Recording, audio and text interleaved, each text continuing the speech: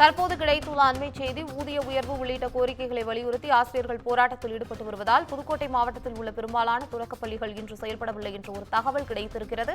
இதுகுறித்த கூடுதல் தகவல்களை தருவதற்காக செய்தியாளர் சுவாமிநாதன் இணைப்பில் இருக்கிறார். வணக்கம் சுவாமிநாதன், பள்ளிகள் மூடப்பட்டிருக்குன்னு தகவல் கிடைச்சிருக்கு, கூடுதல் தகவல்களை பதிவு பண்ணுங்க. வணக்கம் பவித்ரா.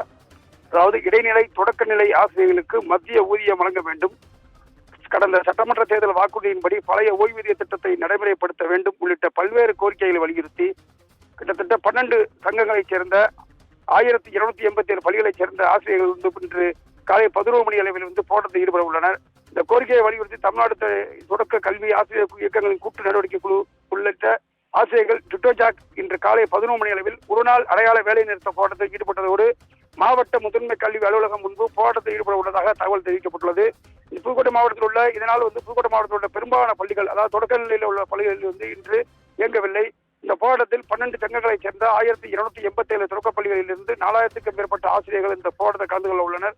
இந்த கூட்டமைப்பைச் சேர்ந்த ஆசிரியர்கள் இம்மாவட்டத்தில் அதிகமாக உள்ளதால் இந்த மாவட்டத்தில் உள்ள பெரும்பாலான தொடக்கப் பள்ளிகள் இன்று பெரும்பாலான செயல்படவில்லை எனவும் தெரிவிக்கப்படுகிறது.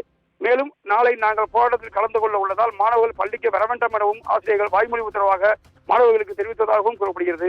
இந்த நிலையில் இந்த ஆசிரியர்கள் போராட்டத்தால் பெரும்பாலான தொடக்கப் பள்ளிகள் மூடி செயல்படாத காரணத்தினால் இந்த பள்ளி மாணவர்களின் கற்பித்தல் பாதிக்கப்பட்டுள்ளது. பவித்ரா,